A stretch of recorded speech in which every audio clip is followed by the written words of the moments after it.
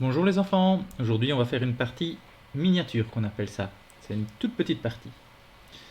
Alors le premier coup, on ouvre devant le roi, c'est tout à fait normal, ça permet de sortir la reine qui peut sortir par ici, ou bien le fou qui pourra sortir par là après.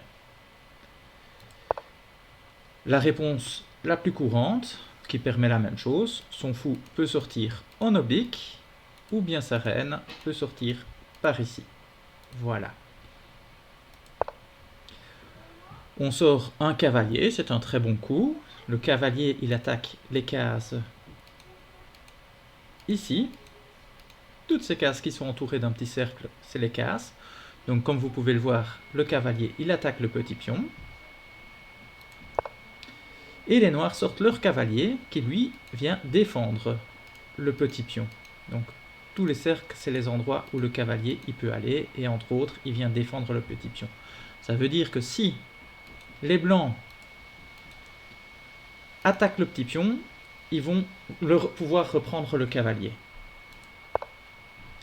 Donc, comme les blancs ont envie de manger le petit pion pour gagner ça, ils se disent, tiens, on va sortir le fou, et le fou, comme il va en oblique, il vient attaquer le cavalier ici.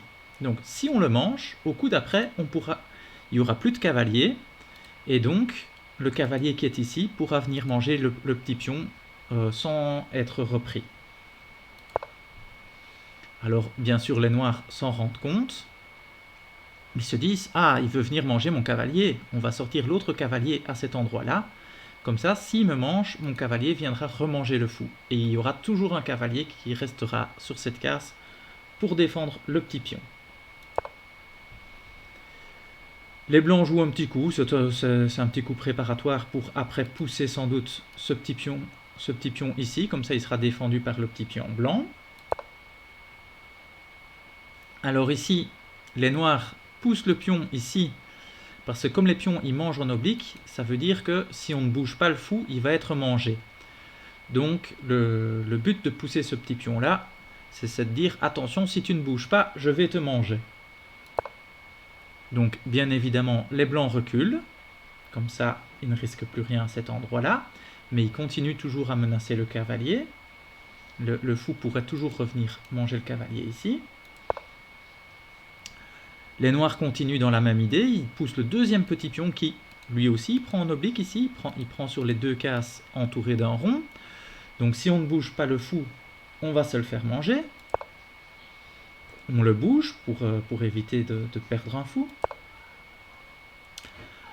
Là, les blancs poussent un petit pion parce qu'aux échecs, c'est important d'essayer de contrôler ces quatre cases ici au milieu. Les quatre cases ici au milieu, on appelle ça le centre. C'est important de les contrôler parce que quand on a des pièces qui sont très près du centre, elles ont plus facile à venir attaquer le roi, elles vont plus vite partout sur l'échiquier que quand elles sont dans le coin. Quand elles sont dans le coin, il faut jouer plusieurs coups pour les amener à l'endroit qu'on a envie. Alors que quand elles sont au centre, en un voire deux coups, on les amène à l'endroit qui nous arrange. Donc la poussée du petit pion, elle vient attaquer ça. Ça aussi c'est très important, chaque fois qu'une pièce bouge, regardez, tiens, qu'est-ce que ça vient attaquer? Est-ce que je dois défendre quelque chose? Les blancs sortent une dame pour venir défendre le petit pion. On le mange, mais ils savent très bien qu'on va les remanger, donc ça s'appelle un échange. C'est plus ou moins égalité, les deux gagnent un petit pion, donc c'est un peu pareil. Alors là, ici, les noirs viennent de sortir un fou. Le fou, il attaque en oblique, comme ceci. Donc, voilà, il fait les obliques, le fou. Donc, comme vous pouvez le voir, ici, la reine, elle est attaquée. Si on ne la bouge pas, on va la perdre. Et une reine, c'est important sur le jeu. Donc, voilà. Et alors, la reine aussi, elle bouge en oblique. Elle pourrait prendre le fou. Mais si on prend le fou avec notre reine, alors il y a le cavalier ici qui défend le fou. Donc on mangerait un fou, mais on perdrait une reine. Donc comme la reine est plus importante que le fou, ce n'est pas intéressant. Hop, là c'est un petit coup bizarre, on laisse la reine. Il se dit, ah, s'il mange ma reine, c'est pas grave, je viens attaquer ici avec mon cavalier.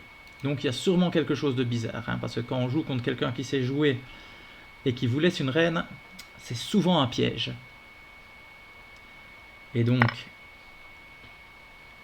est-ce qu'il n'a pas vu le piège ou est-ce qu'il s'est dit que l'autre a fait une erreur? Il mange la reine. En général, c'est souvent un bon coup quand on a l'occasion de manger la reine que de le manger.